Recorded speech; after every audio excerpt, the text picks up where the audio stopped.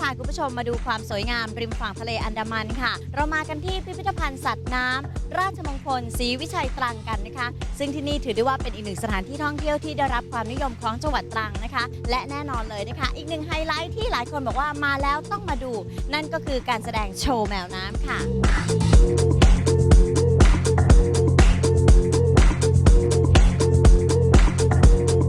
การแสดงแมวน้ำเคฟเฟอร์ซิลจากแอฟริกามีทั้งหมด5ตัวเป็นเพศผู้1ตัวคือเจ้าซูเปอร์สตาร์โอเล่ค่ะและอีก4ตัวเป็นเพศเมียทั้งหมดนั่นก็คือน้องเปรี้ยวน้องป๊อปน้องแป๊บซี่และเจ้าตัวเล็กซึ่งถือได้ว่าเป็นไฮไลท์ของที่นี่เลยและก็เรียกความสนใจสำหรับผู้มาเยือนได้เป็นอย่างดีด้วยความน่ารักน่าเอ็นดูของเจ้าแมวน้ำเหล่านี้กว่าที่พวกมันจะกลายเป็นดาวเด่นของที่นี่ได้เจ้าหน้าที่ก็ต้องสร้างความคุ้นเคยกับพวกมันมานานกว่า2ปีจนกระทั่งมันสามารถวาดลวดลายอย่างสุดเหวี่ยงได้ขนาดนี้ทั้งการเลี้ยงลูกบอลบนจมูกการชุดลูกบอลลงแป้นการกระโดดลอดห่วง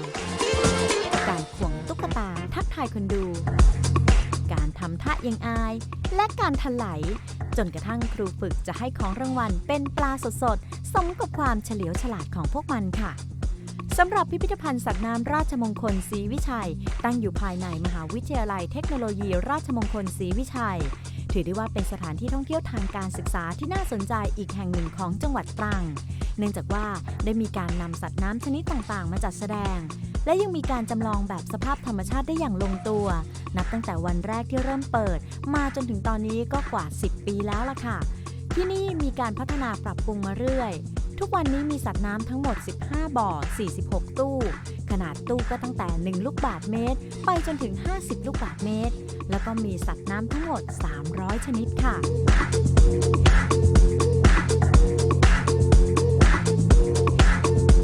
การเที่ยวภายในพิพิธภัณฑ์จะแบ่งออกเป็น2ส่วน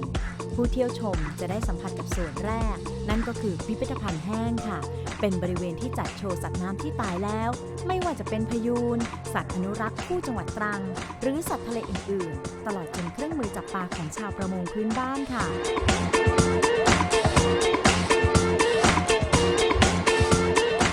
จากนั้นในส่วนที่2จะเป็นนิทรรศการหมุนเวียนซึ่งบริเวณพืชน้ำของตู้ปลาจะมีการแบ่งย่อยออกไปอีก3โซนนะคะเพื่อให้ผู้เข้าชมได้ศึกษาในความเกี่ยวโยงของระบบนิเวศทางทะเลคือความสวยงามในธรรมชาติและความเกื้อกูลกันระหว่างระบบนิเวศป่าชายเลนกับชีวิตของสัตว์ทะเลโซนแรกนี้จะเป็นการแสดงสัตว์น้ำจืดค่ะส่วนใหญ่ก็จะเป็นปลาประจำถิ่นของไทยรวมทั้งปลาพันธุ์แปลกๆด้วยนะคะอย่างเช่นตัวเขื่องๆอย่างปลาจระเข้ปลาช่อนอเมซอนปลาอาราวาน่า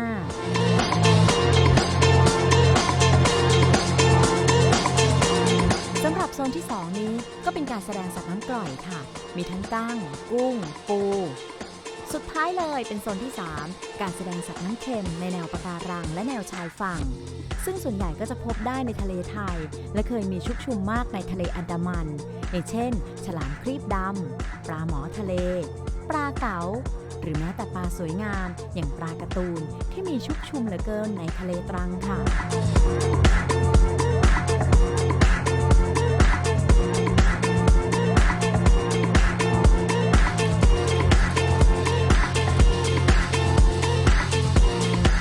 การเที่ยวชมถ้าอยากมาดูการแสดงวันปกติเนี่ยเน้นย้ำเลยนะคะว่าเขามี2รอบด้วยกันค่ะคือเวลา 10:30 นาทีแล้วก็ 14:30 นาทีแต่ถ้าเป็นวันหยุดนักขัตฤกษ์ก็จะมีการแสดงถึง4รอบนะคะเริ่มเนี่ยเหมือนกันค่ะ 10:30 นาทีเพิ่มมาก็คือ 11:30 นาทีแล้วก็ 14:30 นาทีรอบสุดท้ายอยู่ที่ 15:30 นาทีค่ะยกเว้นในกรณีที่ฝนตกอันนี้ของงดการแสดงในรอบนั้นๆสำหรับพิพิธภัณฑ์สัตว์น้ำราชมงคลศรีวิชัยตรังเปิดให้เข้าชมทุกวันประตูเปิด 9 โมงปิดอีกทีก็ 17 นาฬิกาค่ะสำหรับค่าบริการในการเข้าชมผู้ใหญ่เนี่ยเขาคิด50 บาทเด็ก30 บาทเท่านั้นแต่ถ้ามาเป็นหมู่คณะแล้วก็มีการส่งหนังสือขอเข้าเยี่ยมชมอย่างเป็นทางการล่วงหน้าจะได้รับส่วนลดค่าบริการเหลือแค่คนละ20 บาทเท่านั้นค่ะ